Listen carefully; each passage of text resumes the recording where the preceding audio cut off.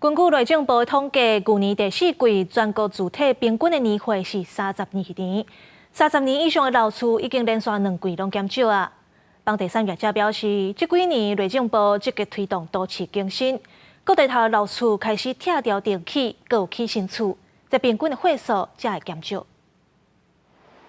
就算当咧落雨，工人也是穿雨抹戴安全帽啊，伫工地咧无闲。这是台北市信义区当咧进行的危老重建案，面积超过2000平，这嘛是目前危老重建申请上大的基地，真正是信义区公所未来会起造地上27楼的大楼。它主要是设定地上权案的，1、2楼是作为厂商，那3楼以上主要是作为金融保险业跟一般事务所。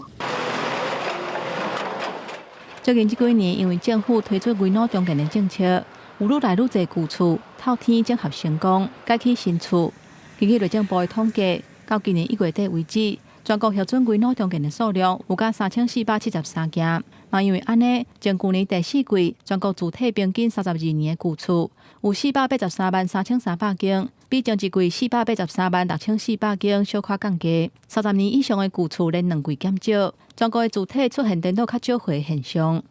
不管是在都更的推动上面，或者是整个建筑投资业在重划区的开发，其实都有非常好的这个进展。在整个这个新陈代谢之下，我们看到整个这个量体或者是新成屋的比例就会变高。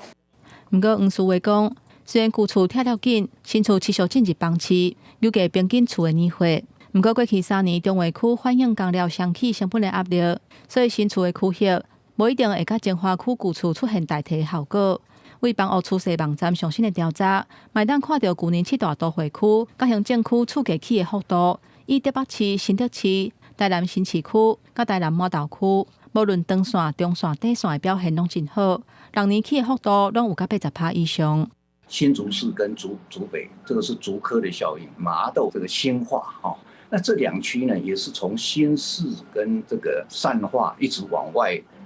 扩张的这个科技园区的效应。2024年的房市，李东阳认为讲，开工量持续减少，建造持续增加。今年房市已经呈现死亡交叉，数量甲计数背离，所以房市的交易增加，但都是厝价下落的开始。记者综合报道。